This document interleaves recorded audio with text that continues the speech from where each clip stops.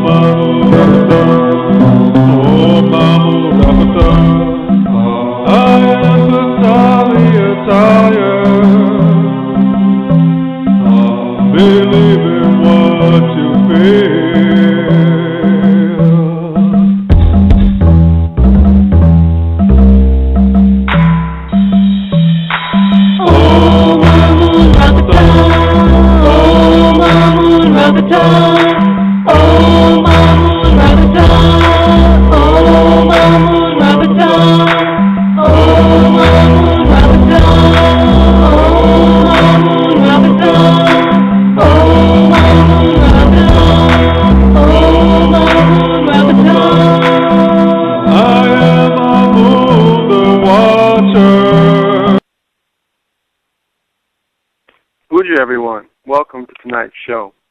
You're listening to the Temple of Aset, the teachings of Shatat Netter Internet Radio Blog Show. My name is Anpu Aset. I'm your host for tonight, and I say greetings to all of you who are listening in live, and for those of you who are listening in by tape broadcast or archive audience. This is the Rek Ab Wisdom Teaching Shedi Discipline of Shatat Netter. What will be shared on this show are the ancient philosophical and religious teachings from ancient Kemet, which lead to transformation of the heart, which is the soul. Priests and priestesses of the Temple of Aset, as well as Dr. Muada Ashby, Bai Ma, and Dr. Karen Clark Ashby, Sebajah, will present the teachings which, when practiced, transform the heart. This transformation is one from mortal consciousness to eternal consciousness, from animal consciousness to spiritual consciousness, from consciousness of the physical body and mundane reality, to consciousness of the body of light called the Aku, based upon the ancient African Kemetic tradition known as Shatat Netter. This show has been developed as a means to assist you with the Nettarian practices which open the way to this mental transformation. Tonight, we continue the weekly Saturday evening Rec App Wisdom Teaching Show. This evening, my guest will be Sabai Dr. Mawada Ashby. Sabai will be discussing the Kemet University. Specifically, he'll be discussing what the Kemet University is, when it was founded, what's the purpose for the Kemet University, and the benefit to all of those who enroll in its program. We'll also have on the show this evening two people who are currently participating and taking classes in the university, opinions and their thoughts about the coursework and the study since they've been doing so. So we believe that you will enjoy what will be shared tonight as we begin to discuss the Kemet University. So do it to you all, which means adoration, which we also use to say thank you for joining us again as Sabai Dr. Mawada Ashby discusses the Kemet University. We hope that you will enjoy tonight's discourse.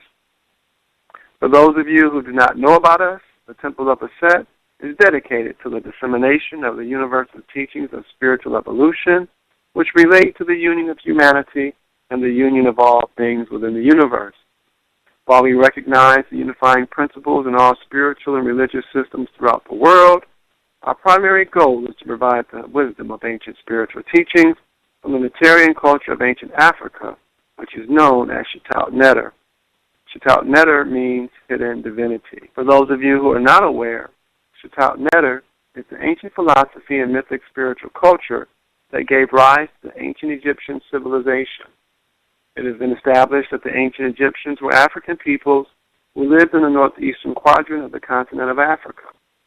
They were descendants of the Nubians, who had themselves originated from farther south into the heart of Africa at the Great Lakes region, the sources of the Nile River. They created a vast civilization and culture earlier than any other society in known history and organized a nation that was based on the concepts of balance and order as well as spiritual enlightenment. These ancient African people called their land Kemet. The Temple of Aset was founded by Dr. Mawada Ashby Sabaima and his wife Dr. Karen Clark Ashby Sabaja and is headquartered in Miami, Florida. Sabaima is the author of over 60 books on the mystical teachings of Shataut Neter. He's the head priest and spiritual preceptor of the temple. Sabaja is the head priestess and has edited many of these works in addition to writing 2 books of her own. For more information about these products and the teachings of Shataut Neter, feel free to visit us at www.egyptianyoga.com. Again, that's www.egyptianyoga.com. And with that, I'm going to bring on my guest for this evening, Sabai Ma, Dr. Mawada Ashby. Uja Sabai, can you hear me? Uja, greetings. Can you hear me? I hear you well. Uja to you, and how are you tonight, Sabai?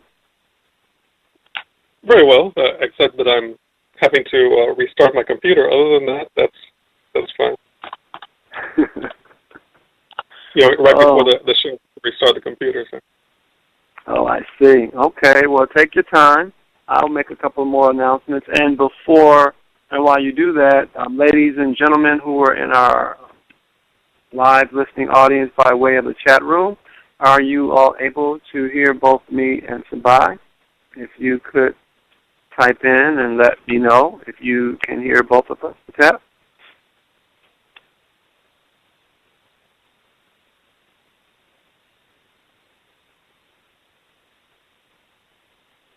And I'm not seeing anyone, so there we go. Okay, excellent. Sabai, I'm going to make an announcement about the upcoming trip, the upcoming conference in December. Once you get everything situated, you just let me know and we can begin at that point, okay? Very well, that's it. Tap. For those of you who are new to the show and new to the teachings of Shataut Neter, please be advised that every year in December we host our annual Winter Natarian Conference. This year, our conference begins on Thursday, December 31st, and it runs through Sunday, January the 3rd.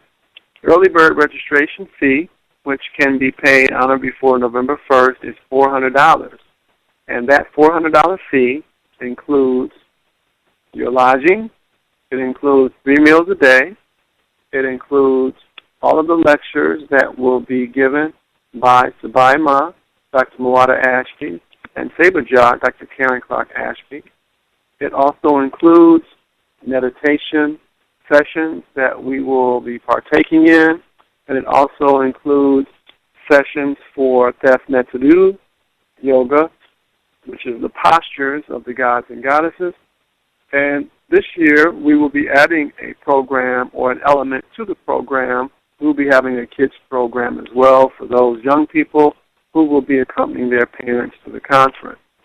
So this will be a very wonderful time, conference, spiritual, enlightening type of. So we encourage you all to participate. For those of you who would like more information about how to register, you can do so by registering at Shetaut Retreat at AOL. That's Shetaut Retreat at AOL. SHETAUTREAT.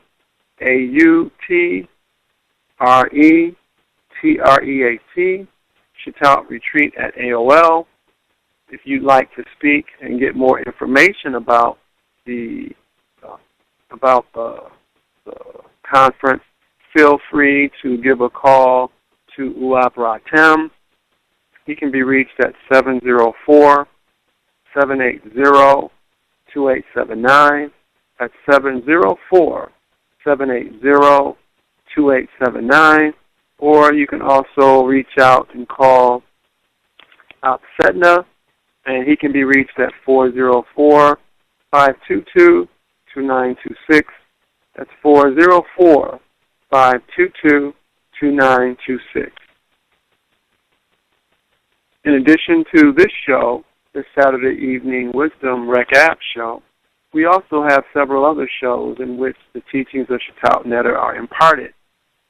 Join us each Sunday morning at 8:30 a.m. Eastern Standard Time for our devotional morning worship service with Osar Jehudi Sayatep and Shem Arit Medias Mahati. That's every Sunday morning at 8:30 a.m. Eastern Standard Time for our devotional morning worship. Also, every Thursday evening at 8 p.m., join us for our evening devotional worship, Bushet at Sunset service, also led by Osar Judy Sayatep, but this time assisted by Shemsu Baket Asura. And then, of course, every Saturday evening at 9 p.m., this time right now, join us for this reflection series, which is tonight being given by Sabai Dr. Mawada Ashby.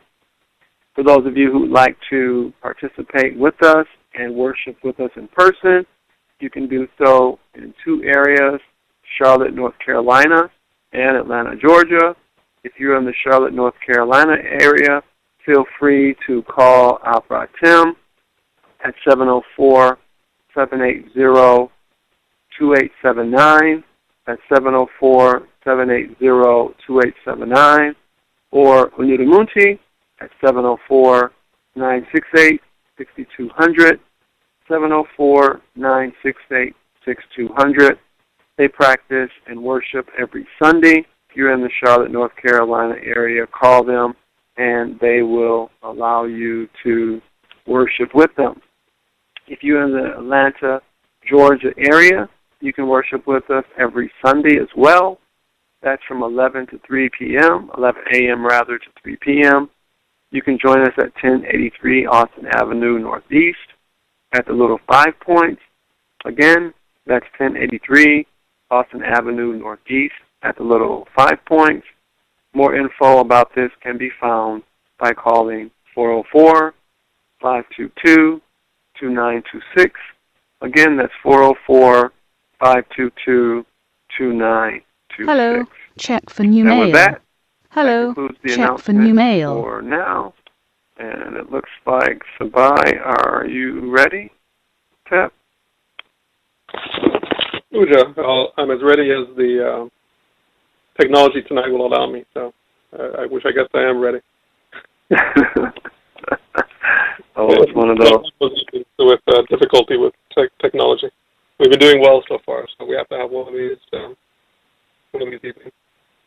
Yeah, that's okay. All right. Well, is the issue with the technology the links that you had provided earlier? Is that what it is, essentially? No, actually, it's my recording device on the computer that I record the sessions. So I may have to go back and download the audio and then put video with it and stuff like that. So that's, I see. we should be able to, go through it. Everyone should be able to see everything that I'll describe anyway.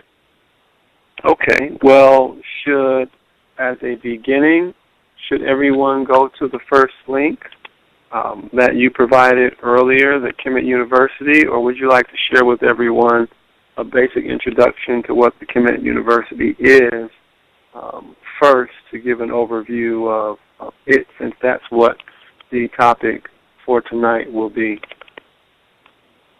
Yes, everyone can go to kemetuniversity.com, and we will start there.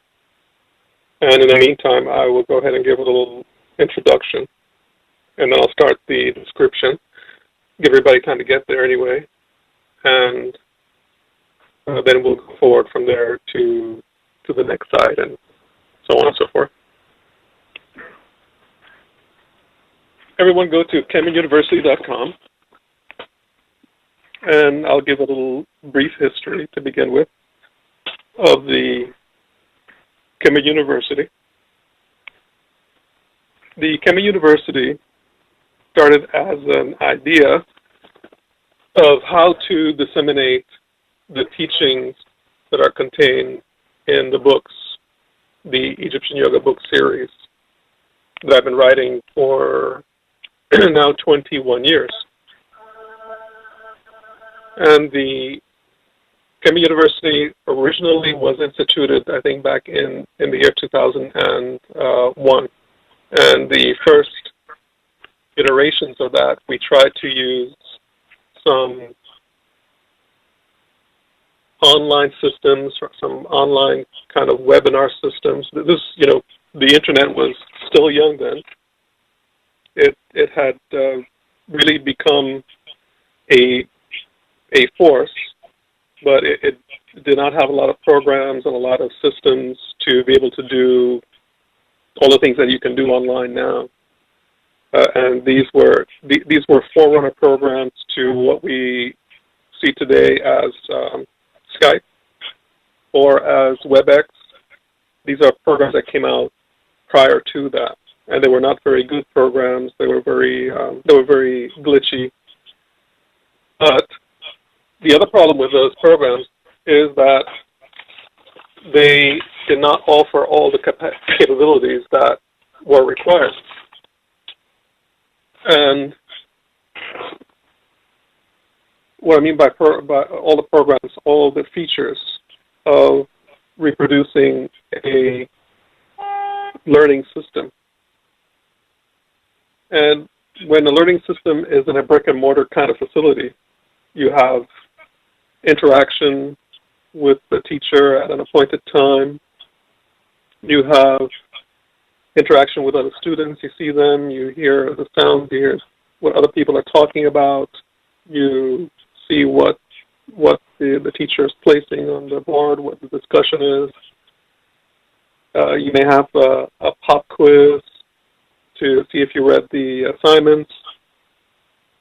There are all kinds of interactions. You have a library that you have to go and use to go look things up and spend some time studying. And it's a whole environment whereby there's a whole energy when you go to a university campus and you walk across the campus and you see other students and you see people. Some of them are sitting reading on the side. Some of them are walking to their next class. Some of them are talking with the teacher on the side, or they're talking with other students. All the interaction is related to learning, to being in an environment where dissemination of teaching is given, or teachings. And the university environment is a kind of overall environment for that. And within that, as you just alluded to, there are certain specific areas of learning, areas of teaching. And so you call those colleges. So within a university, you can have one building that's a college of engineering, one building that's a college of English studies, another building that's a college of chemistry, another building that's a college of business management or some other thing, forestry or whatever the discipline is. And so that kind of model actually follows along in a way the ancient model where you had a seba means learning and or teaching, and het means building. You can have several of these seba hets, and that's where the ancient teachers, the sebas, would go and teach, and students would come. The sebats would come and learn the teaching. And so the Kemet University tried early on to do something, and it did not work very well. It did not work very well because the technology was deficient, and then there was not enough development either of the internet technology itself or the computers that we use on both ends, because you have to have a certain kind of standard for the computer of the person who's delivering. And even today, we have that problem. People who are trying to do webinars, it's not that easy. You often have glitches, like I have a glitch tonight, and I can't record. I have to go record it later. That can happen, and it happens all the time, even today. People try to do a Skype webcast or something, and it screws up. And imagine how things were back then, 10, 15 years ago, when you have people in the computers and everybody's dropping all the time, and there's always a problem in the middle of you're saying something, and then the whole thing drops. You have to reconnect. It was a disaster, and so that's just for the webinar part, for the communication part.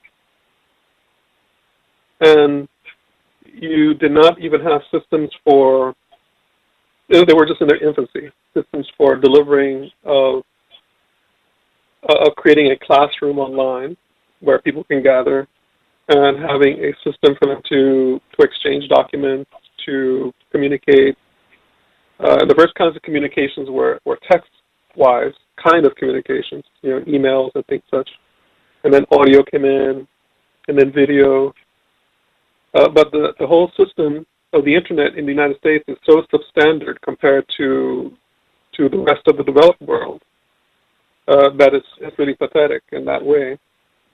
And it is substandard because it's by design, because they do not want it to be better. Like, for instance, the system in Korea is so good that you can download, say, a whole 2-hour high-quality movie in a couple of minutes, or in a minute, something of that nature. And that was years ago, when where we had DSL here, where it takes you hours to do something. Or it's really gross in comparison, because they don't want to spend the money for infrastructure, and they want all the money to go to corporations. It's the whole same story. But anyway, bringing it to the present, there have been some new development up to last year when we started I started to look into doing the Kemet University, but in a new way, in a different way, with the new systems that are available, and also taking into account all the problems that we had previously. People being all with their own schedules and not being able to receive the teaching in an orderly manner, and also in our another problem that we found back then was that, we're dealing with people from all over the world, all over the country. They're not all able to meet in a classroom at a particular time. So we need a system that can be recorded, that they can access, and they can download if necessary and look at, or they can just look at on the website whenever they're ready, and from anywhere in the world. And we also need a system that, or a kind of format that is not time dependent also, so that people can access it whenever they want. And to make it flexible, they can access the school materials at any time during the week if they want to. They can attend a live class, and we have, different systems that I'll talk about in a minute for different kinds of learning. Well, maybe I should get into that now. I'll give an ancient Egyptian proverb to give a kind of idea. There's a ancient Egyptian proverb that talks about student. You must know the student and the way the student learns. To teach, one must know the student. To know the student, one must know the student's symbolism. And this is the kind of idea that is or that in modern times, let's say, it has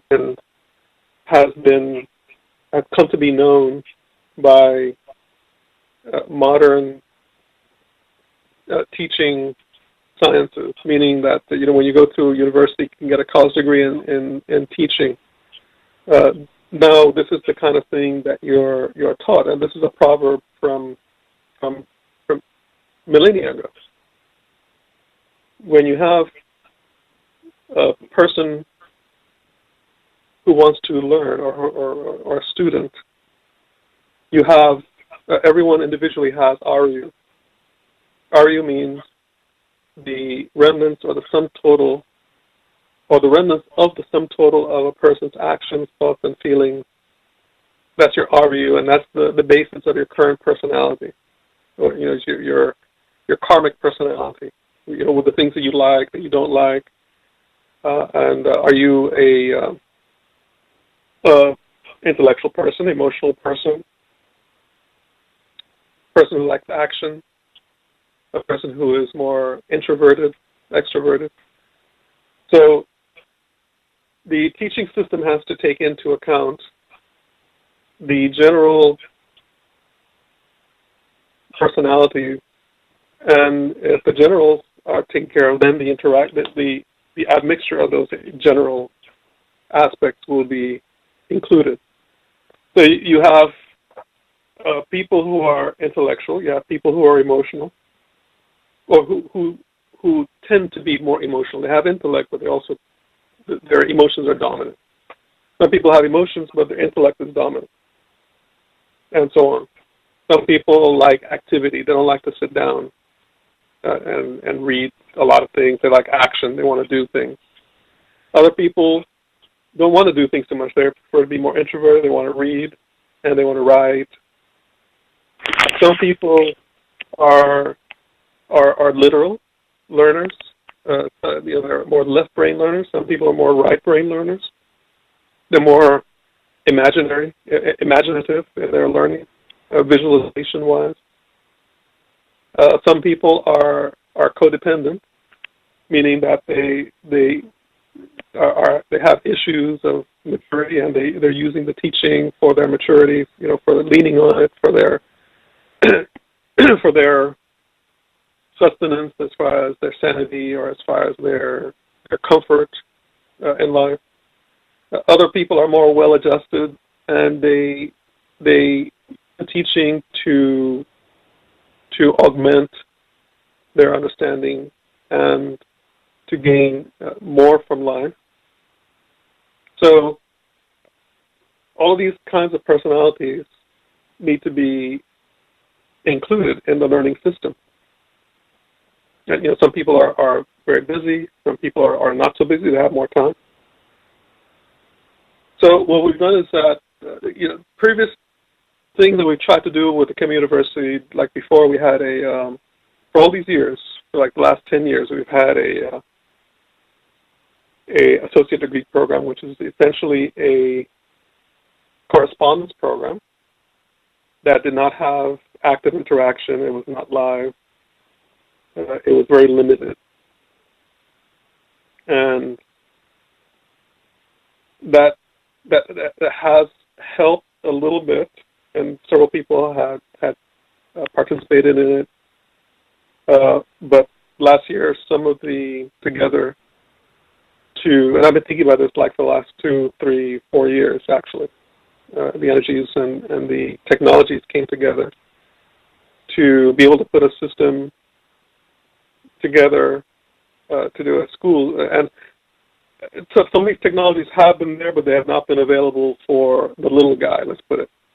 Some schools have been doing this since, say, the mid-2000s, like big schools. But these systems have not been available to the little guy. What I mean by that is to give an idea that the large university systems, like, say, University of Miami or Harvard or whatever, they've been using systems to do partial online learning for several years, like maybe for about 10 years. But those systems, they would cost you, say, $2,000, $3,000, $4,000, $5,000 to set up. And then they would cost something on the order of, like, say, $50 per student per month to run, and $50, $100, something of that nature. And now we have the website systems. There's a particular system called WordPress, the popular ones, and there are a lot of, it's something like Windows, like Microsoft Windows in a way. Microsoft Windows has a lot of programs made for it, as opposed to Apple, which does not have a lot of programs made for it. So, since WordPress is an open source kind of language, and people can create something like Android for those who have the phones, and people have apps for the phones, so you can have plugins for the online system too. So last year, I worked with a web developer to put a system together to do the things that I wanted it to do. And I wanted to have a forum, meaning an area for where students can meet for discussion, and post their assignments, and then we have discussion about them, and I can get feedback and go back and forth. They can have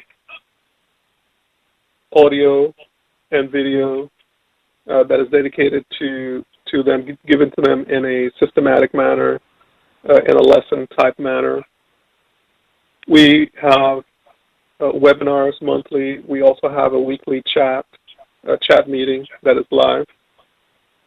So we have, and also we can meet at conferences, and actually we had a meeting at the last conference when we started the program. A lot of students were there.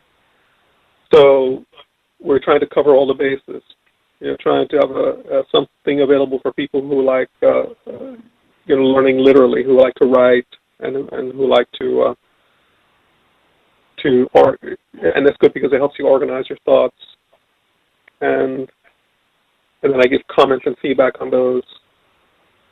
We have meeting in the chat, which is a more of a live type thing, but it doesn't limit it, which is a good thing, because it forces you to write and write quickly. And then we also have the webinars, which is actually gives audio-visual interaction. And so we're trying to cover all the bases for the visual people, for the literal people, for the auditory people, and people who have an emphasis more on their emotions, and people who have more emphasis on the intellect. Teaching is intellectual, some of it is emotional. So that both the two main the intellect and emotions are the two main aspects of mind that need to be balanced in order to learn the philosophy and to be able to attain higher consciousness. And along with those, the action aspect and the introversion aspect. So there's a part of the webinars where we practice meditation, and there's a section of the website that is a study room for spiritual practice. That people can go there individually, or we go there in the webinars, can join it at any time. Like, you don't have to wait until the fall in order to join a class, or wait till next spring, or wait till the summer semester, or things of that nature. You can join at any time. Okay? And you don't have to wait until the beginning of the month. You can join at the beginning of the week, or at the middle of the week, or any day at any time. Because the system is designed so that a person can work on their lessons, and they also work with other things that their assignments, and there's also always a live interaction with myself or Sebajan. And so it's designed to be very flexible, very kind of open system, but very engaging also. Engage with the philosophy, engage with the teaching. And it allows me to give insights that I'm not able to give, because we don't have regular classes, we don't have a forum that works that way regularly. Because, like, for instance, giving a class through like a radio talk, you have a little bit of a chat room there, but you can like pass documents, and your chat room doesn't stay in perpetuity, so people can see. You can't post your assignments and then get feedback from myself, and then that stays there for all of the students to see also. You don't have the visual aspect, like a video, to see me on there, so people can see me, and if they want to turn their videos on, I can see them as well.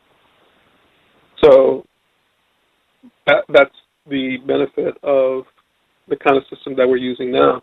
And just this, I decided to do some more research, and this year, this is a year since this new configuration started that we're talking about today. And just in this last month, I started doing some research, and I discovered a better system, because we had a few glitches during the year with this system, because this system is actually, they refer to it as a Frankenstein system. Because we put different programs together that do what we want to do in the final product, but they don't necessarily always talk well to each other. And so we discovered a system that is integrated, and there are several of them now, but this one is the one that I think best replicates what we're doing already. And it's all integrated, so we should not hopefully have those issues of people logging in and they're having trouble, they can't log in sometimes, or some pages are not available, or the system breaks, and then we have to spend a few days fixing it or revamping or whatever. And so we're looking forward to integrating that by the end of the year into the current system. So with that little introduction, I guess we can go to the first side, and we're going to actually show one of a new website that we're inaugurating today that has the new system. And when we integrate the current system with the new program, hopefully everything will be integrated, and we'll have everything on the same website and all that kind of thing. But for now, the new system is on a separate website because it was just set up. But we'll take a look at that. Okay. Question before we go there, Sabai. Mm-hmm. The webinars are once a month, and chat rooms are once a week, correct? Correct. So, with there being different colleges, when the webinars and the chat meetings are done, are those discussions that would be open to or be in harmony with the different colleges that people may be participating in, Tess? Right. So, for instance, if we have basically the first answer to the question is yes, and that's how we have it currently set up, so that all students can join in the chat meeting. And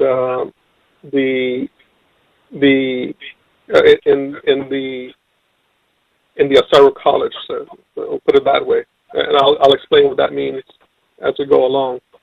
But we have the new school, the new college that we're starting, which is the Asaru College.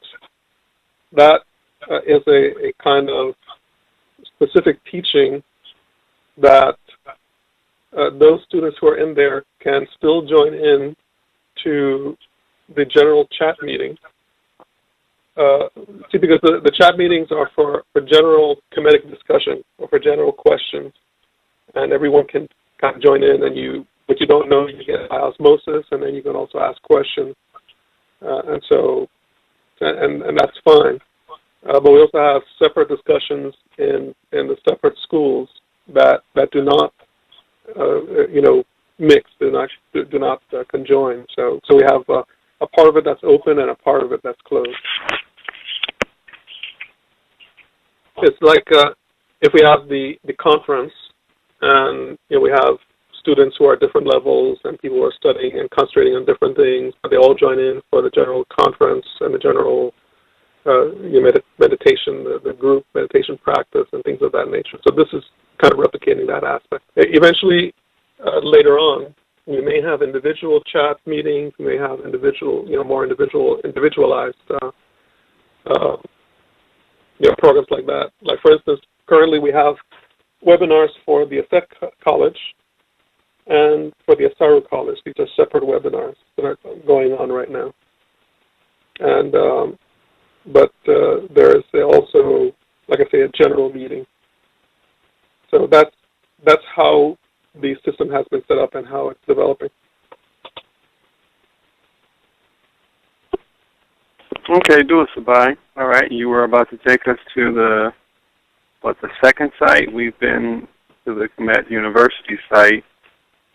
Right, so I'll just say a few words about the Kemet University. This is the site that has been there for probably like 15 years.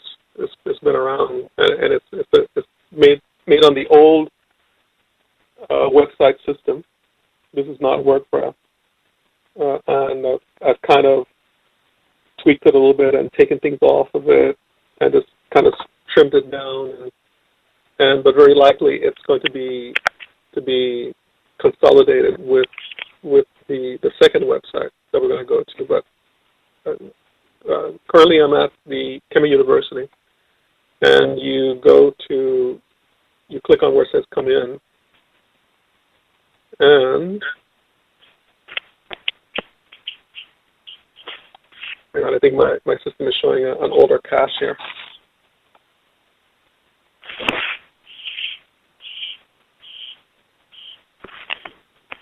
Let's open up the second browser here.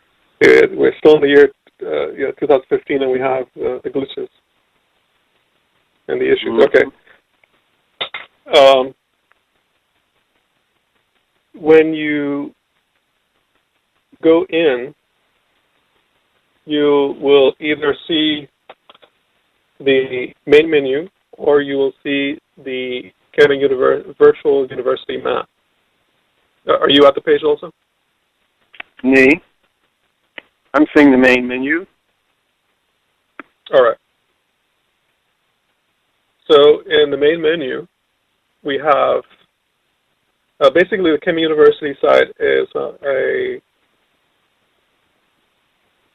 information site about the mission and the philosophy of the Kemet University. And if you go to where it says Kemet University online site map, it takes you to the page that shows you the scheme of what I discussed earlier, which is you have a university and then you have the colleges.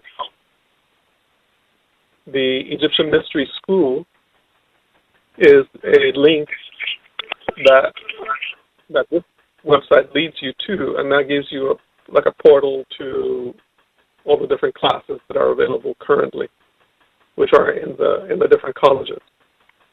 So let's go to EgyptianMysterySchool.org now. So now from the overall from the overall Kemet University, now we're at the Egyptian Mystery School. And the Egyptian Mystery School is a portal site that gives information about the different programs and the different courses that are available, and it has a application for those who are interested in enrolling in one of the courses, and you'll receive a link to register and that kind of thing. The menu says home, who we are, EM Level 1 summary, EM Level 2 summary, EM Level 3 summary. Those are the three main programs of the Asaru College. And the EM means Egyptian Mysteries. And it starts with Level 1, which is a kind of study for novices. And then EM Level 2 is more of an intermediate study for people who are ready for an in-depth look at the mythic teaching. And the teaching is like a myth is a story,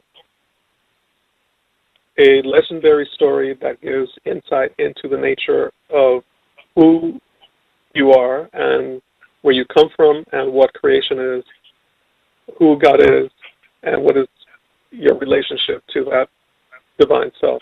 That is the mythic wisdom. And this focuses on the Asarian resurrection myth. And EM Level 3 is more of a metaphysical study. So EM Level 2 is more emotional emphasis, and EM Level 3 is more metaphysical, dealing with the Pertum Haru. And EM Level 1 deals with introduction to Shetab Netter, to the basic disciplines, and so on. So if we look further down on the menu where it says certificate courses, there are two main programs which really should be seen as colleges here as well. So we have the Egyptian Mysteries Asaru College, and then we have now the African Origins certificate course, and we have the Teachings of the Temple of Isis, Aset course. And so these should be seen as two separate colleges, and we're going to go in a few minutes to the Aset College and see what that new website looks like. But this particular website, Egyptian Mystery School, if you scroll through, it gives you videos of the presentations that we did last year that gives an insight into what the program is about, and also how the website is set up, the classrooms are set up, and so this gives all information about that. Now we can go to which is asarucollege.org. So the Egyptian Mystery School.org leads you to one of the colleges, like I said before, and this is one of the colleges, the Asaru College. And this is mainly for the study of the Egyptian Mysteries Level 1, 2, and 3. And this is the one that was instituted last year. And this year we added a course on African Origins, which is going to be its own college, and I just got an inquiry from one of the students about mod philosophy. So there may be a separate mod philosophy college, to go over that study in more depth. And so just to give a little insight into the Asaru College,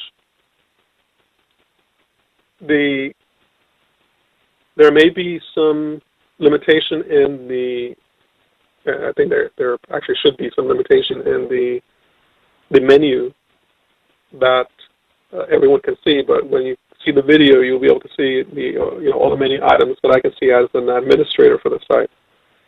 And there were limitations because only certain students for different programs are able to see certain things that are related to their course or their program that they're enrolled in. So basically,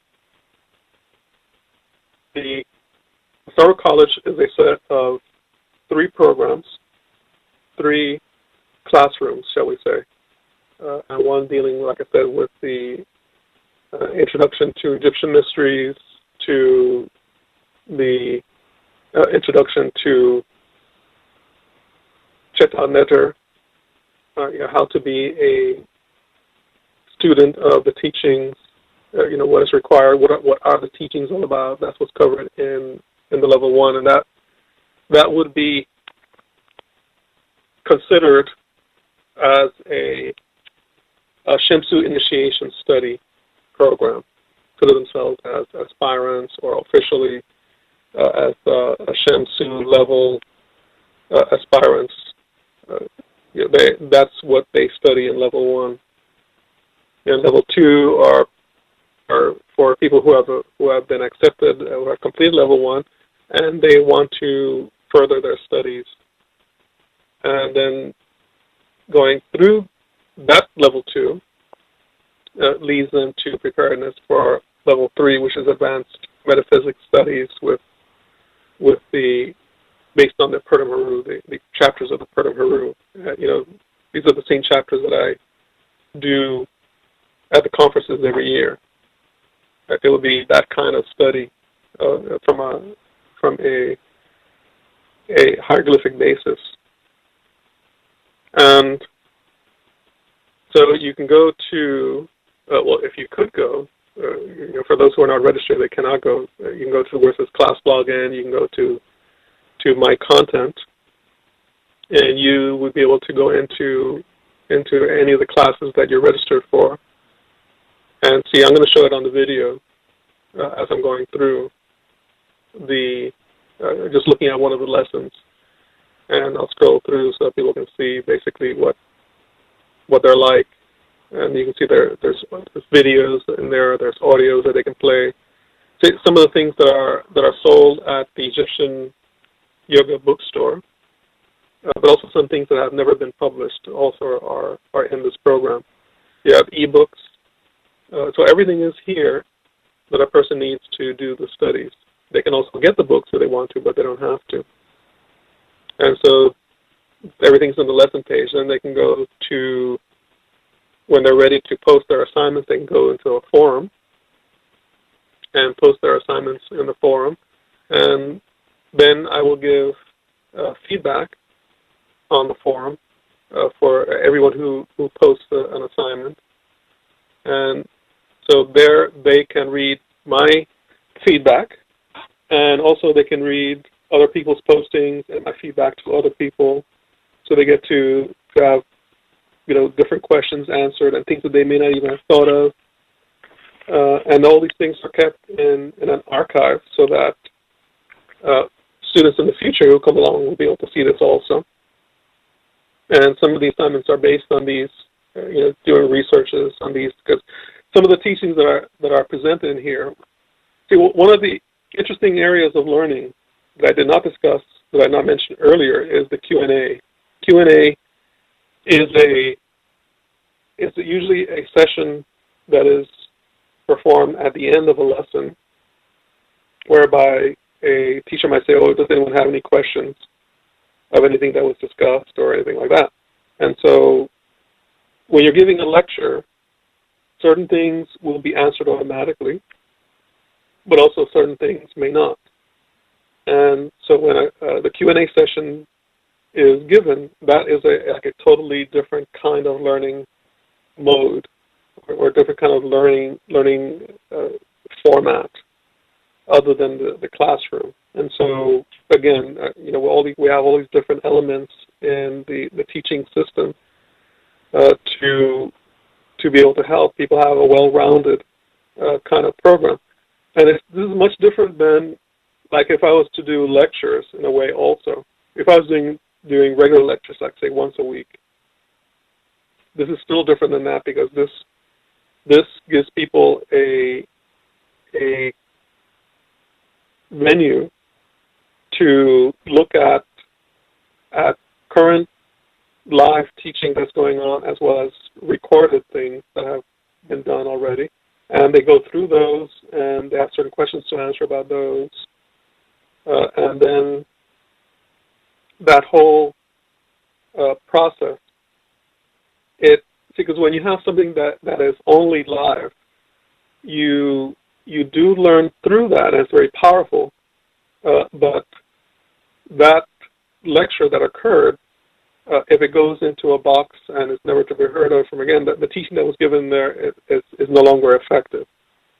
And so I've been giving lectures for over 20 years, and we have lots of things, of recordings that augment the teaching that is currently being given, and that also becomes a primary teaching, and then I augment that by commenting on it and expanding on it as well. So it's a very dynamic kind of program, the way it has developed.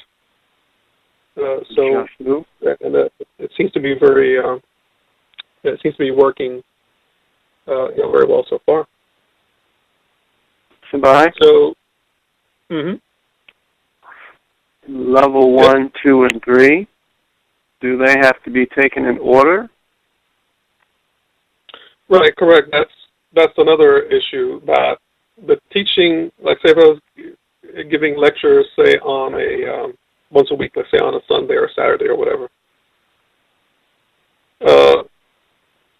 If we were to give this whole teaching, say, that is given in EM 1, 2, 3, that would take, and it's being done like once a week, and just lecturing, we're not talking about anything else, lecturing it, it would take something like anywhere between 5 to 10 years, say.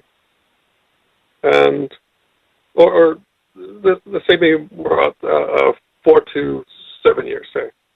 And then what you would do is roll it over and start from the beginning. So if you have, and this is a way to do it, if you have people who are coming to the teaching at different levels at different times, and if we are, say, at the level of the intermediate teaching, those who are coming in fresh, they may not have a proper introduction, but they can get it if they stay with it. They'll get it by osmosis in a way. It'll kind of, but those who are more advanced, they'll be kind of dealing with some issues that they've dealt with, or that they know already, or that sometimes actually it turns out that they need to restudy that again, because a lot of people are like that as well. And some people, because the teaching needs reiteration, a lot of people, especially in this culture, don't realize that. They think that once they heard it once, that they got it. And it doesn't work that way. You have to hammer it away, and you have to hear it again and again in order to really get it, in order for it to really affect your subconscious RU. Because you have lots of RU that is worldly and that rejects the teaching, even though consciously you may want it, but your unconscious will reject it and will not allow it in. So you have to hammer it away, and sometimes for years. So, but the answer to the question is that yes, this is given in a systematic order, and I was contrasting the open kind of way of teaching versus this is a very closed and systematic systematic way, but it also allows flexibility because people can join in, different classes, different teachings that they are ready to receive. But those who are coming into it fresh, this is the most comprehensive and central introduction to the teaching that we've given, and we've talked about this kind of over the last 2 or 3 years about how to initiate people into SHEMS and give them a real introduction. This is comprehensive. This is a serious, and those people who are, we're going to have some people graduating hopefully soon from this level, and hopefully they'll attend the conference and they can start their stuff, so to speak, at the conference of what they've learned this year. Some of them have been studying and teaching for a while, even before, but now they've been able to concentrate now and funnel their energies into a systematic system. And this is more like what the ancient system was like as well. It was not like open and just attend a lecture here, attend a lecture there, or a conference there or here. That's a disintegrated system of modern times. That's not what the ancient system was like, and what is needed to really learn the teaching. Okay. So, just briefly, I guess, moving along, we can go to the templeofisis.info, and this gives insight into the new system. This system is going to be used for the new Temple of Aset course, and it's going to be integrated for the rest of the EN level 1, 2, 3, and the African Origins course, and whatever we do in the future. This is the new system that incorporates the new program that integrates all of the learning system that we are doing. And there are some improvements and things coming down the line. I've talked to the developers, and they're working on it. But basically, so there's one login system. Our current system has 2 login systems, and that's why it glitches sometimes. And sometimes people get in, and then they don't see this page, they don't see that page, or whatever. It works generally good lately, but hopefully this system should be more integrated and more reliable. And also it'll facilitate more of my being able to handle it and to be able to in a more timely manner assist and be able to do the feedback and to be able to actually do more in less time. So people can peruse around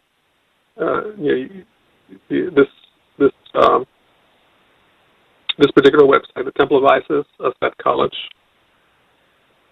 and basically you can what this site allows, this way of doing it allows also to do is I was able to expand on certain basic knowledge and wisdom of the Temple of Aset, and you can see some of the pages. There's a compendium of the Asaru Resurrection, Set and Ra, and an article on the initiatic path, an article on myself, and different, and there's some more things coming as well. And I just put the last one that I did was an interesting page on the website header images, because this new site allows also rotating header images for the website. And so if you refresh the page, the main page, you'll see a different image, Temple of Aset. And one of the pages on the main menu gives a kind of index to all the images. And I've been collecting images of the Temple of Aset from all over the world, from all over the ancient world, shall we say. And there's, of course, the main temples in Egypt, which are actually they're discovering more, also more temples of Asa, and a temple in Greece, a temple, actually two temples there's another temple in Germany, actually, and I've been collecting them, and I've actually been visiting some of them as well. So that's an interesting. But basically, for the video, I'll be perusing through some of the systems and the different lessons and the different articles that are there, so that everyone can have an idea of what I'm talking about, which is essentially you have a lesson page to all your materials and all your assignments, and when you go from there to the forums to post your assignments, and then I get feedback, and you can also read the interactions with other students, and you can also communicate with them. You can also send them notes and comments on things that they said and things of that nature. And you also have some readings to do in the book, or you may have audio to listen to or video to view and answer some questions about those. And then you have a little quiz that you do. Nothing difficult, it's just to help you work through the material. And once you complete the quiz satisfactorily and you get your feedback satisfactorily, you move forward to the next lesson.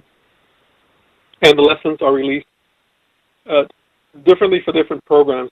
Some programs are released weekly, some are every 2 weeks, and so it gives you time to work through. Most people don't have the time to rush through anyway, but some people do have time, and then you can take more time to work through the lesson more qualitatively, and that way get more out of it. It also gives me time to give them feedback and to give interaction, because some of the learning takes time. You can't rush through it. You can't like this. It's not just about information. You have to kind of immerse yourself in the teaching, in the different aspects that we discussed earlier for all your personality, and that takes its time. Okay. So I will be, like I said, doing a video for this audio, and then we'll post it, and then people can see, kind of more details. They can go, clicking around and seeing what they can get to, but the websites are protected, and some of the pages are limited only to those who are registered. But I'll be showing some of those pages on the video. Do us a bye. Adep. You're listening to the Temple of Aset, the teachings of Shatat Meadow Internet Radio Blog Show. I'm your host, Ampu Wasat. My guest this evening is Sabai, Dr. Mwada Ashby, who is discussing the Kemet University and the colleges within it. If you have any questions about any of the colleges or the university, feel free to type in your question on the chat room or press the number 1 on your phone, and I will get the question asked to Sabai.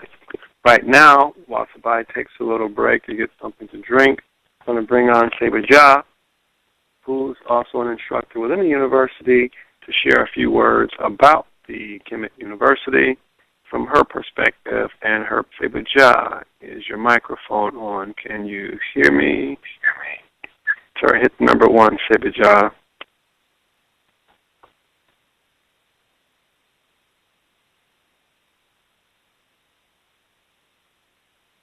And your microphone is on. Sebaja Uja, how are you tonight?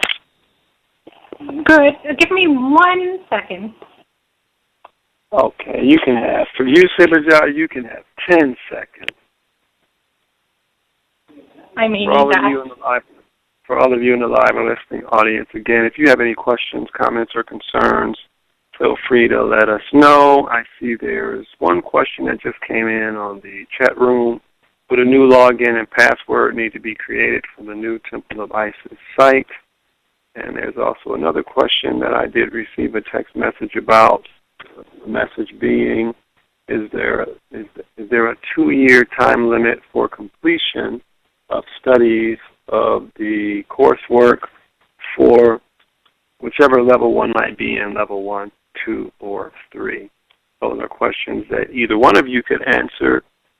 Sabai, when he gets back, or Saberjai, you can answer that if you choose to. But for now, I'd just like to get your thoughts about the Kemet University and what you consider to be the benefits to aspirants of participating in it. Tap.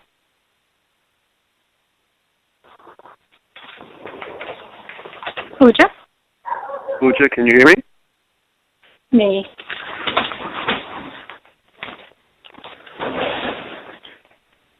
Oh, you still require a bit more time, Saberjai? No, I'm okay at the moment. So good night to everyone. Pooja, everyone. I wanted to say, I was going to say a few words also just about the Kemet trip. Everyone has essentially said everything there is to be said, but I'll just say a few words about that. About the Kemet University, I wanted to say that it is something that Shibama has been working very diligently at. It's something that we've been working to figure out over the years, how to promote the teachings, how to use some of the resources we've had. If you remember, we used to have a membership program that every month we'd mail out tapes of lectures that we had done at FIU here for an ongoing number of years, which were very good. Some of the tapes were not poor quality, but the material, the wisdom in there was very good, and it had questions and answers to students had asked. So we were trying to figure out how to use that all these years in a way that would be beneficial for aspirants, because we do the conferences annually, but as you know, the conferences, they usually focus on a specific topic, and then they don't really lay a groundwork for aspirants, for anyone who's like new to the teaching, that they can continue with after the conference. So that's been part of an issue, is that we haven't had a way to introduce people to concepts from the ground up and then keep building them up through higher and higher concepts and teachings. And so the Kemet University is allowing for that. And I would like to say that I think Shibama said that there are some aspirants who may find some of the work remedial, and I would beg to differ, because though the work may be the questions they ask, I may know the answers to, what's really significant is Shibama's answers or Shibama's response to many of the questions. So even if the work is basic, since aspirants are urged to read the posts of other aspirants, and especially the response by Shibama and myself, it is kept fresh at each stage. And so somebody had mentioned they had purchased the book Conversations with God, and they were reading a question, a specific point in there about Ma'at, and that book gave a different insight from the Wisdom of Ma'at book. And I think so it's similar to that is what you'll get with the Kemet University, is that you can read the questions, you answer the questions, and then it's almost like the way Shibama responded in the Conversations with God book, like he responds to specific aspects of what people said and he elaborates on them using proverbs, using visual photos, using words, and the way he phrases things is very, very profound. So certainly, I also encourage the Hamut to be a part of it, because there's great benefit to be derived from the subtle points that he brings forth in the answers his comments to people's responses. So, and it's very personal. I don't know how long he's going to be able to keep this up. You know how when things start at the ground level, there's more attention, there's more interpersonal relationship. So as it keeps growing, at some point, I'm not sure how much he's going to be able to keep up doing these individual responses in a personal way in the depth that he does.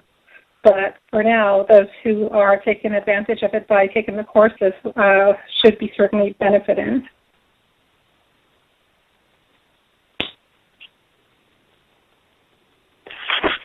Any other area that I should cover? I'm taking a breath here. Can you hear me, Sibija? Oh, I did not hear you. Okay. No, I did. Perfect. We'll do it for that. You said you wanted to say a few words about Kemet? Me. So since I didn't say I think everyone went through and said, discussed all the key points and features of the trip, so it was very enjoyable to listen to their reflections. The trip was definitely worthwhile from listening to the reflections of everyone else, and we do thank them all for putting it together on such short notice. There were concerns over safety issues, but I don't believe at any point we ever felt unsafe there. We had good security on us at all times, and so at least for me it was not a preoccupying issue. And the sites themselves were, I think this was my second time there, and in some ways it felt maybe perhaps like in certain ways it felt like, or it was like a first time in certain aspects of it, because the first one you're dealing with the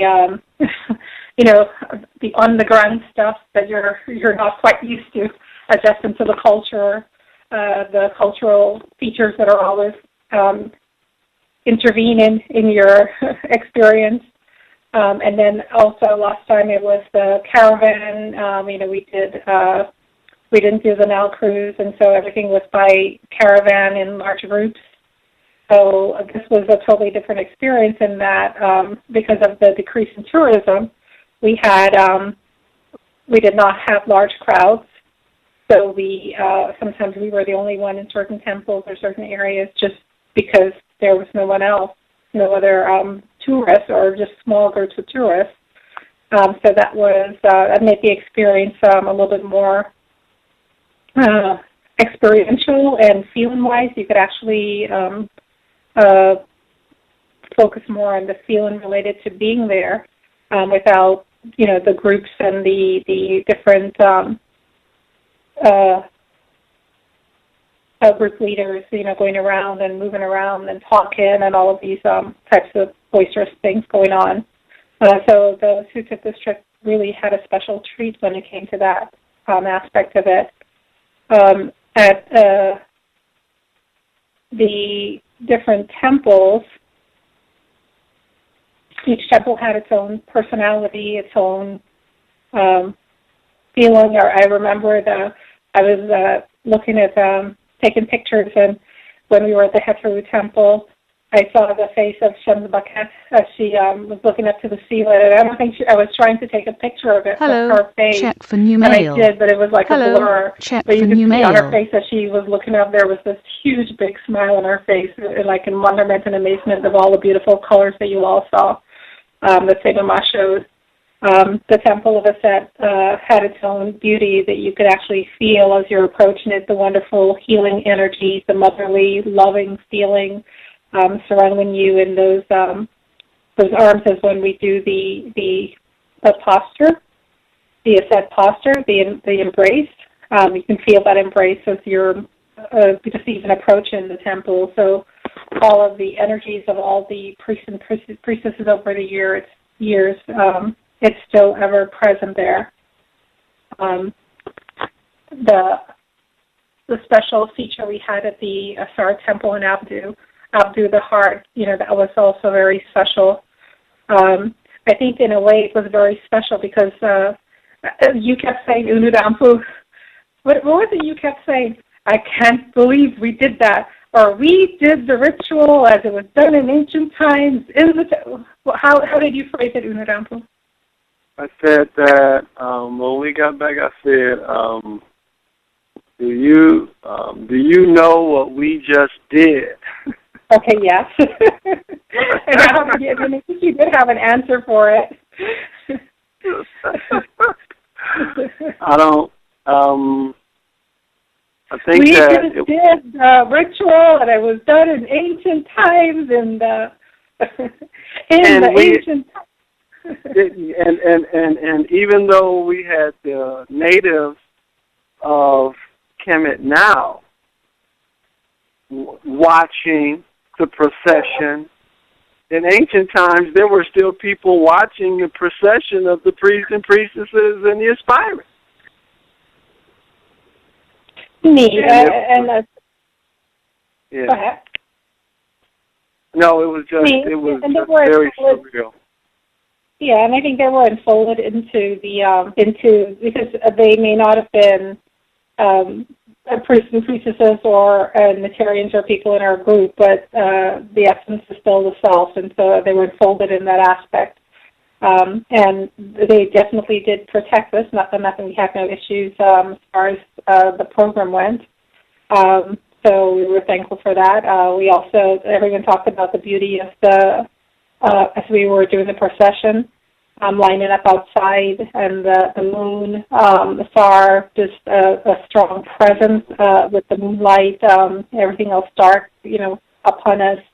There was definitely a sense of that protective fatherly energy that, nothing was going to happen, that we were safe, we were protected. We had done the protection prayer before we left. We gave everyone the option of, not participating. But everyone came along and participated. And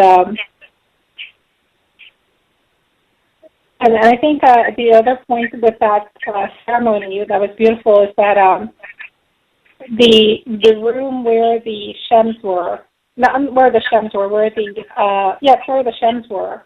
We had 3 different areas that we utilized mainly in the Asaru Temple for the ritual. And one of the areas was where the shems were, and where the shems were anointed. And they were facing one direction.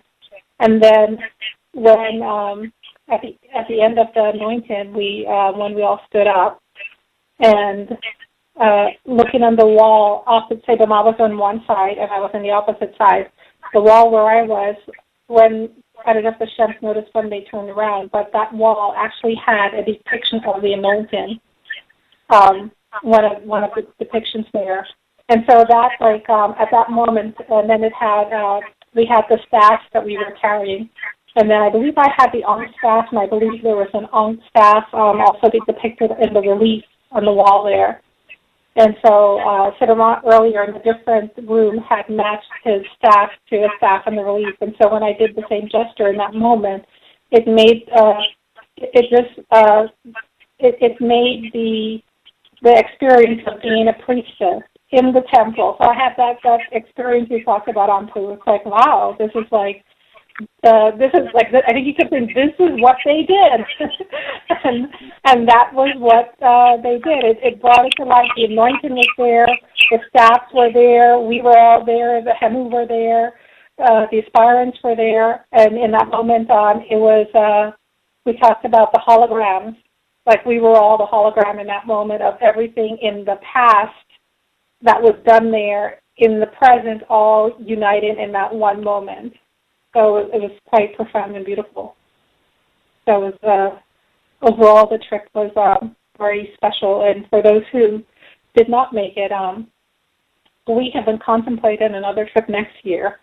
If you are interested in taking it, let us know. We would be working with a different tour group. We would actually be working with the tour group of the where we stayed in Abydos.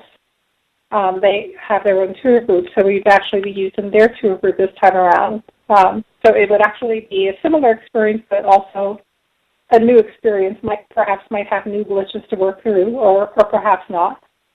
But we are considering it again for either summer of next year or possibly even fall of next year, when it might be a little bit cooler. So if anyone's interested, do let us know. And if we seem that we can get the numbers together, then we, would work on it. Otherwise, perhaps we might skip a year and then try again for the next year. There are some issues going on in the area. So if you're going, you're going with awareness of that. Abdu, where we will probably spend a little bit more time again, and we might do another ritual if there's interest enough to fund it. In Abdu, where we spend time, there's a sense of safety. It's a small community. The group that has the hotel there where we stayed, they are part of the community. And there is just a small number of families that live in that particular community, that town. So they know each other well. So they know when, people who don't really belong there come in. So they feel quite safe, even though we had the police still send additional guards in. In general, women, we felt comfortable. I myself walked down to the temple by myself a couple of times because I went at a different time than the group, and there were no issues other than a few young children, trying to sell souvenirs. Bashish. Well, there wasn't so much. It was more. It was okay because it was more just the kids and a few adults also, but there was, no pressure, and it wasn't like the other places. So that was actually not too bad. So you could actually be able to, as they talk about the hotel there, you could actually walk into the street and you can see the temple from the hotel, which was in itself beautiful to be there. And the hotel itself was very beautiful. So I think that's the essence of my commentary for the trip, that, if anyone is interested in a future one, let us know. We are contemplating actually doing a teacher certification course there for the level 2 Chef Netaru there in Abdu, because the hotel is quite beautiful. The room, they have a really nice room where we could actually have the program, the lectures. It has AC that was so cold because it's very hot in Kemet, but the AC was so cold that we actually have to turn it off some of the time. So we're actually thinking of doing a program there, and we may be able to get some of the guests from Europe also, that the hotel hosts there as well for coming to those programs. So we're going to. When are you all contemplating doing this next year? Have you all have a tentative month yet? I don't know if Sedama has something in the website. Maybe summer, but we're also contemplating. Yeah, we're also contemplating. We haven't picked any dates for fall because the group there feels that fall may be a more suited time as far as also perhaps getting people from Europe who may find the summer a little too much. So we haven't really. There's so much going on right now with both Sedama and myself that he's fully in university, and I'm doing my best to keep up with the different courses. But he's doing all of the courses, responding to all the different groups. I'm trying to keep up with the responses for the set, and I occasionally try to still go into the level 1 and level 2 and give responses to aspirants and to read his responses and to read the aspirants' responses. So it's quite hectic, and I don't think we've had a chance to. We have not had our weekly meeting for several weeks, so we haven't been able to even discuss the letter that we got from Kemet last. Where they kind of recommended that consideration or responded to my question about it. So it's a little bit open at the moment, I think. Okay, I think those dates that Sabai has on, I think it's the Kemet Yoga TV site. I think that's July or August next year, tentatively. For those who would like to have an idea or frame of reference, if that's something they might be interested in. Yeah, so I think the summer is good because the summer has its own benefits, and that is good for for people being out of school, teachers and students and families with children in school. So summer allows them more opportunity to travel. So that's one benefit. And I think the gentleman from Abdu, he indicated that summer, is also the time that the Europeans travel as well. But I guess relative to the heat of Kemet and going to the sites and all of that, it's cooler in the fall, October, November. So he said that might be a better consideration. So we have to weigh, I guess, the benefit of the summer where more people may be available versus the coolness of that time. Sure, Sabaja.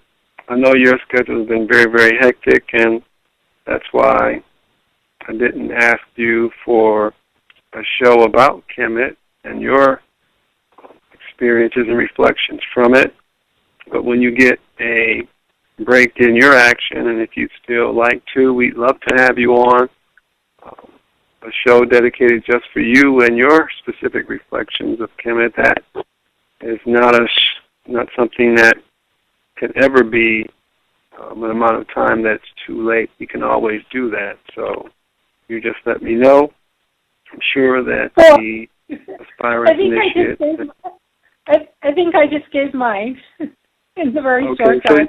So it's done? Mine was very brief because I think Mama went over thoroughly the highlights, the points. I think everyone went through their reflections. So my main ones were essentially those that I just said. There were a few others, but those were the main impressions: the Temple of Aset, the Temple of Hathor, the Temple of Asar. And each site had its own specific benefit and energy, but I think for most of the details, everyone has gone through the key points.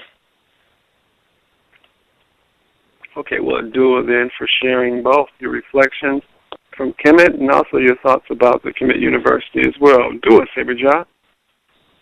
Hey, I also wanted to just thank the aspirants who are part of the Kemet University because I just want to say that their involvement with it currently and their dedication to it is very, it's wonderful because they themselves are becoming good writers. And I was thinking today as I was reading all these writings, I'm going that this system of way of teaching, I think it's having an additional benefit, is that there will be people coming out of this who at some point will start writing their own books because they're learning how to express the teachings through writing.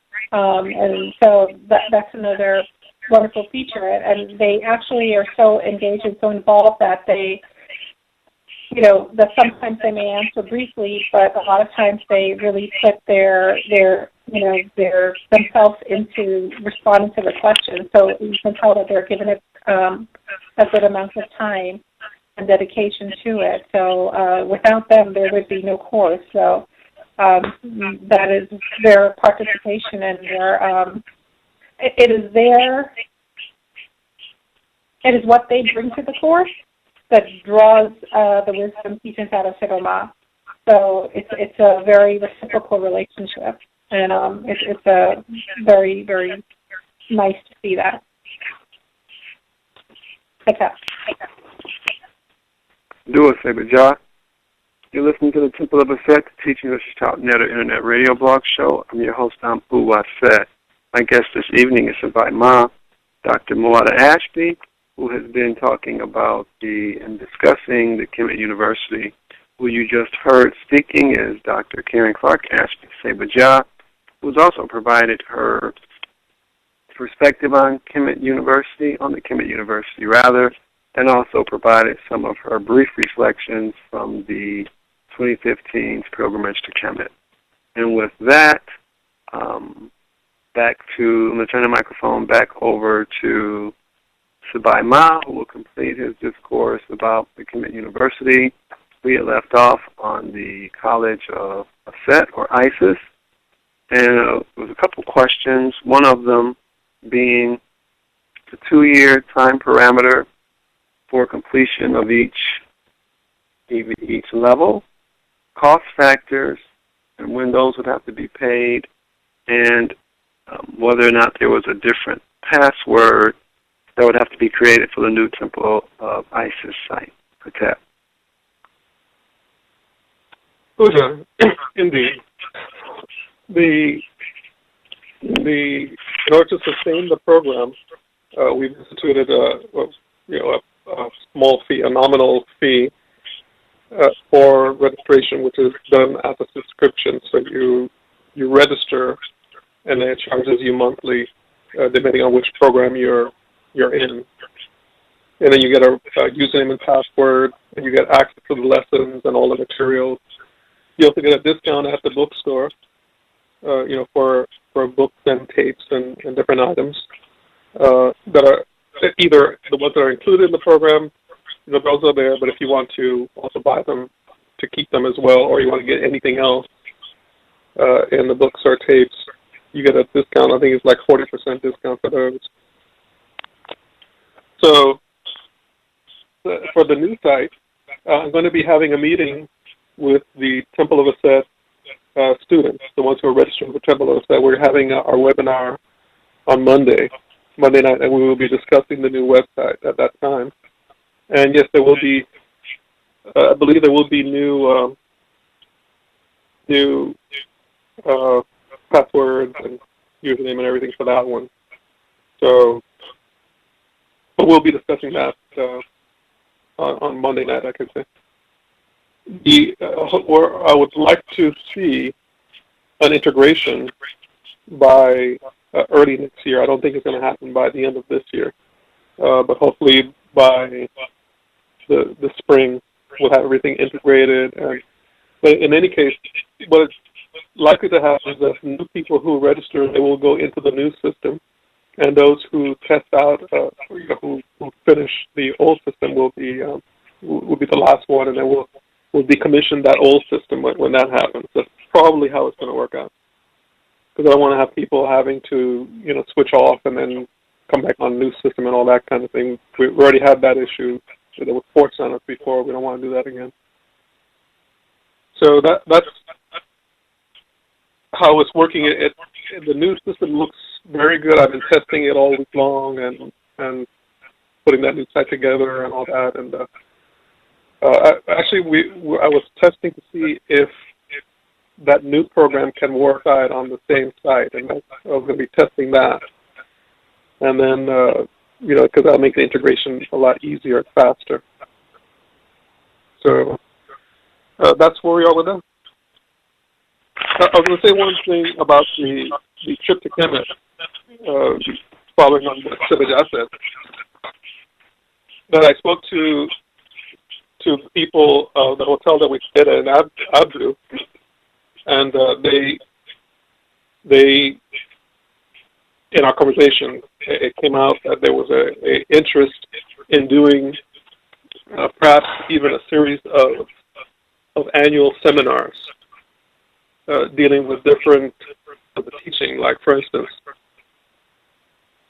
we could do a kind of program, now that we have the Abdu Hotel available to us, we could do a whole, like a week-long seminar just dealing with the Asaru Resurrection and spending time doing special studies out at the temple, like spending a whole panel for a day kind of thing in the temple, in the hypostyle hall, or in the chapels. Every day we can do a different one, as well as the overall ritual. So the Abdu Temple would be the best one because that's where we have the most access. But theoretically, this could be done for the different. It could be done for Dendera as well, for Heteru. It could be done for Aset. But these would not be general tours, though. There would be specific programs, like week-long programs at the different sites. And then people could go and do their tour separately from that if they want to. So this is just an idea that was discussed and that was put to to me, and the benefit of it is that you get to concentrate. It'll be like an extended conference where you get to concentrate on a scripture, but actually go to the temple as well. So it's a whole kind of different dimension to it. And he also spoke about doing something in March. So I think it'll probably be too soon for people over here on our side of the world, but people in Europe, he says that they're available and they'd like to do something because they did an Egyptian yoga program actually that was sponsored by a lady out of France, I believe, who teaches yoga, and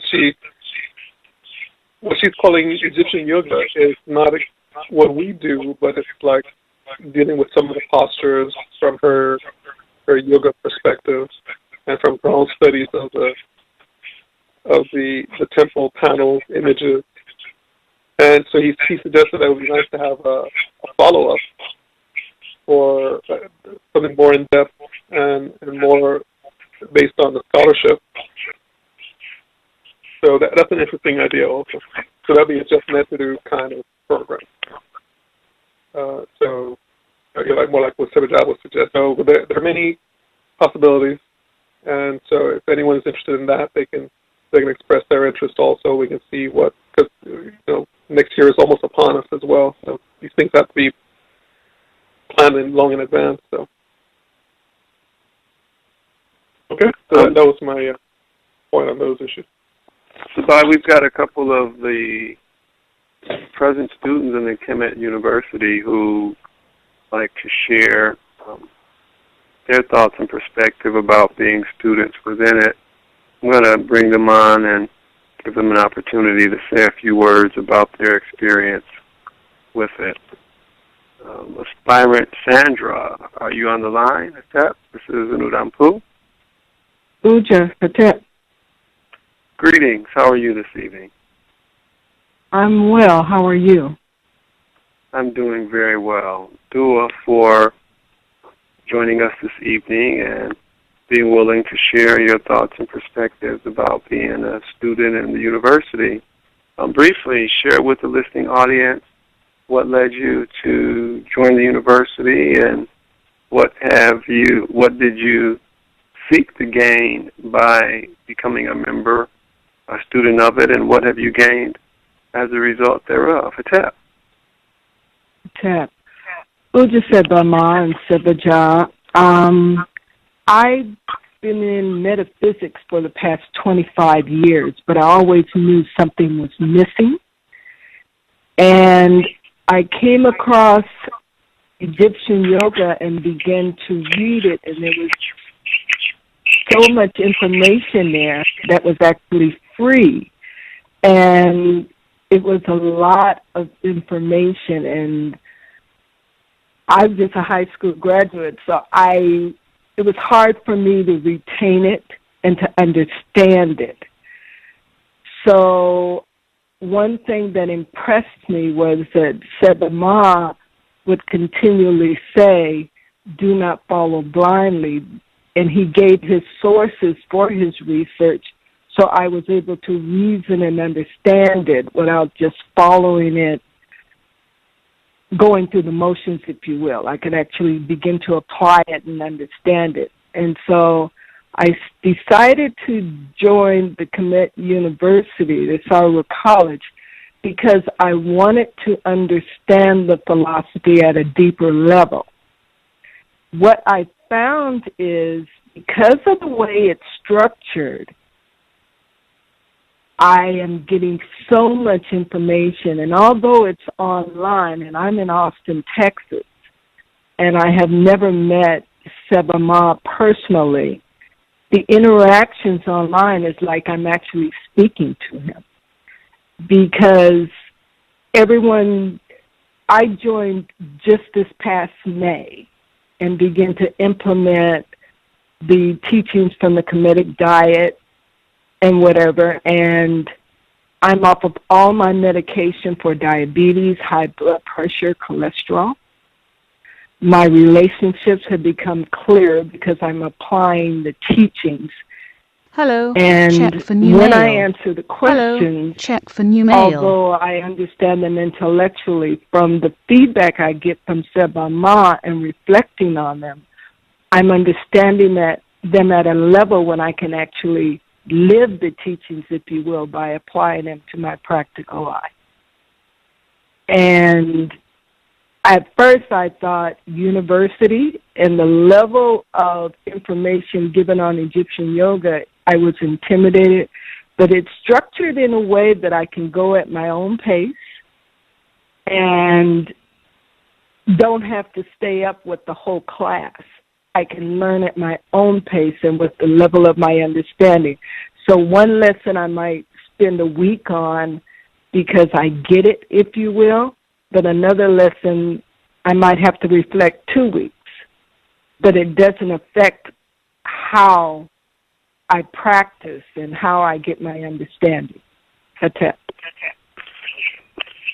Dua, well, congratulations for a lot that you said there, Aspirant Sandra, especially your medical issues. And one thing that Sepaja has always taught us since, I know the very beginning, since I became a member and as part of the teachings, was you must normalize before you spiritualize. And the application of the Kemetic diet to your life and how it has affected you physically is a sign of normalization, which consequence would make it easier for you. It would clear up your mind so that you could understand the teachings in a proper manner. So do it to you for your initiative in joining the university, and do it to you also for your initiative in actually implementing those practices that have been enjoined for spiritual enlightenment. Do it to you. Hatep. Hatep. Shamsu Akua, your microphone is on. Can you hear me, Hatep? Hatep. Can you hear me? I can hear you well. Uja, how are you tonight? Uja, I'm doing well. How about yourself? Me too. I'm doing excellent. The same question for you. The decision to join the university, what led you to making that decision, and how have you been benefited by the choice that you made? Hatep. Hatep. In making the decision to join the university, I actually was with my teacher, Inshan, who used to do discourses. He steered me in the right way, started me on reading the first volume of Shatanaka, and I found myself wanting to read more and know more, and the discourses were only 2 weeks.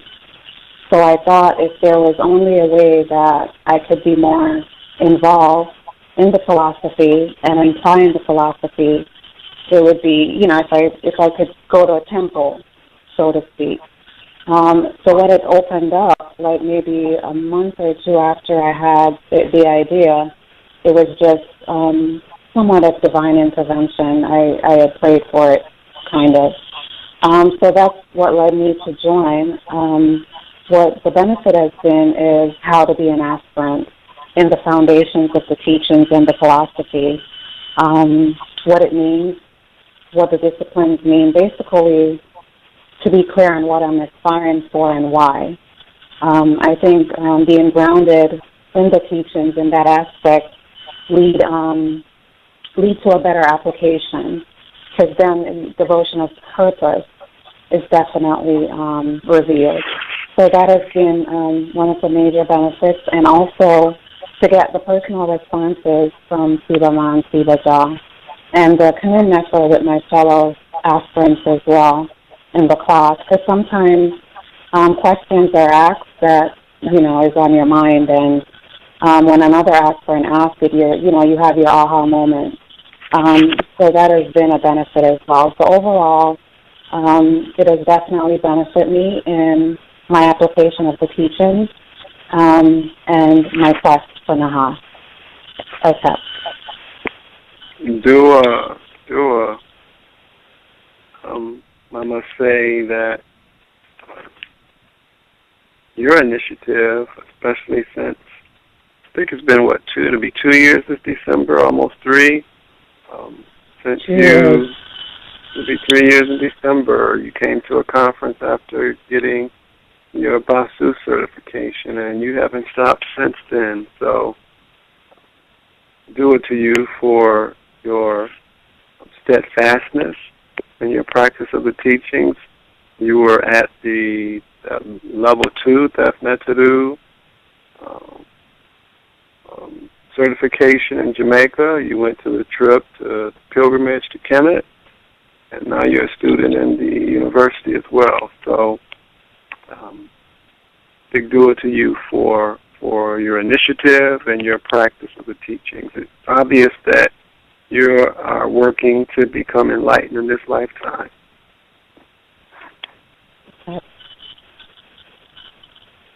All right, and with that, I'm going to bring Sabai Ma back on the line to conclude and to finish this up. We've got a couple more minutes left. Sabai, some final words about the university and again, the benefits that would accrue to new aspirants and the old aspirants as well. Okay.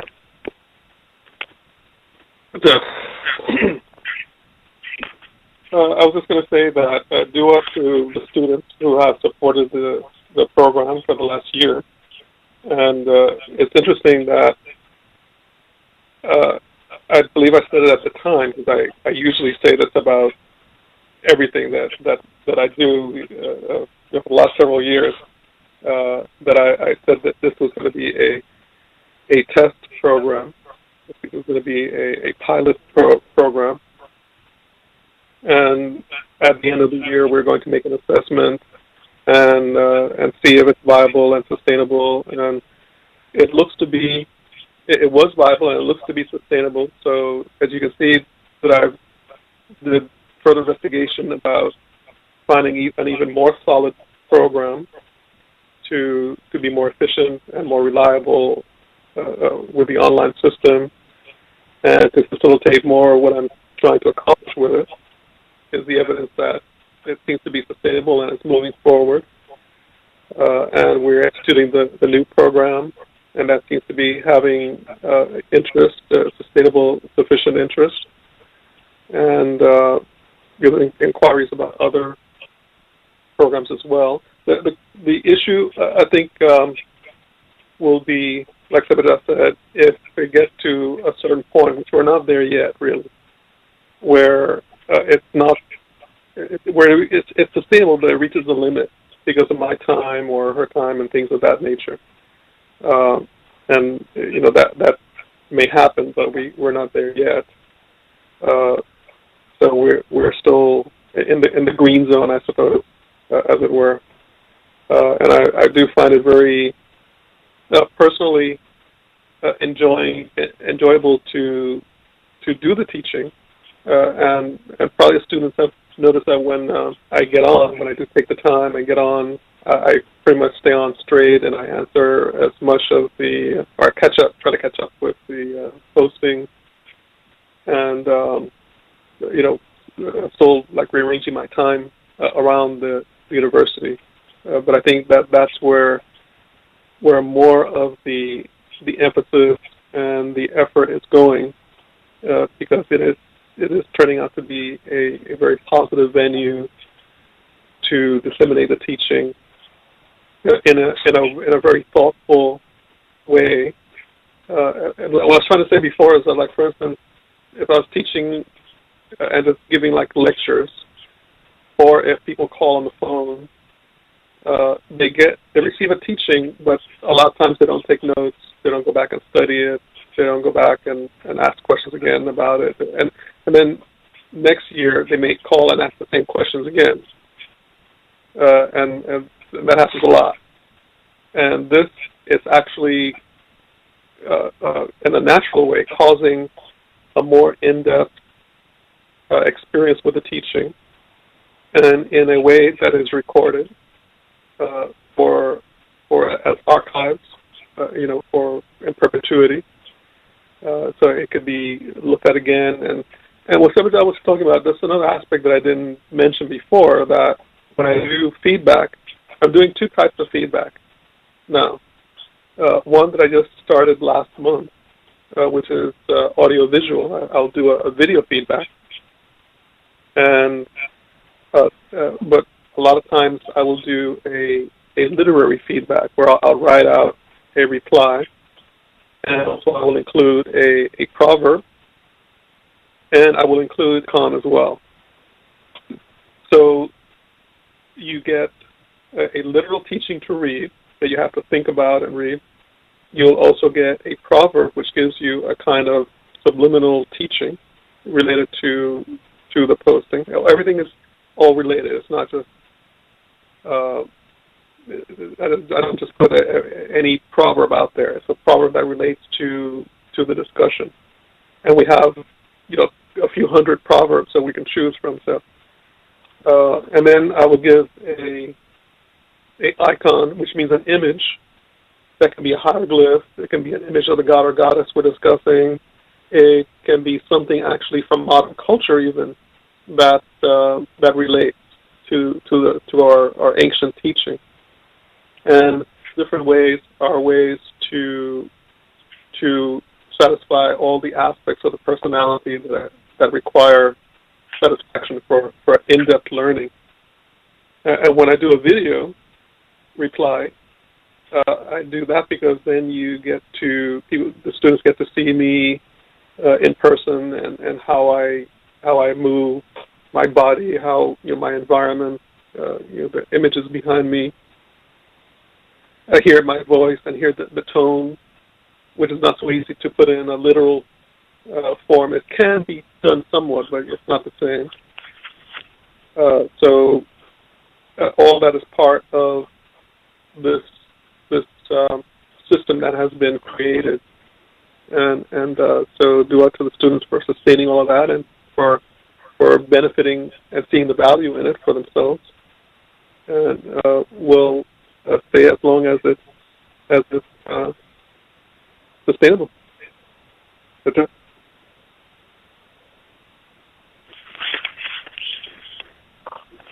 Well, do it, Sabai. Do it, Sebaja. And do it to everyone who's listening in on the live and tape broadcast listening audience. Feel free to join us at the Kemet University and get started with the practices and studies which lead to Nahas, which is spiritual enlightenment in this time. We are really out of time for now, so I just want to say dua to everyone for joining us this evening and being on the show. Dua to you, Sabai, Sebaja, Spira, Sandra, and Shem Akua. Until next week, this is Ampu Waset, saying peace and blessings to everyone. Do everyone.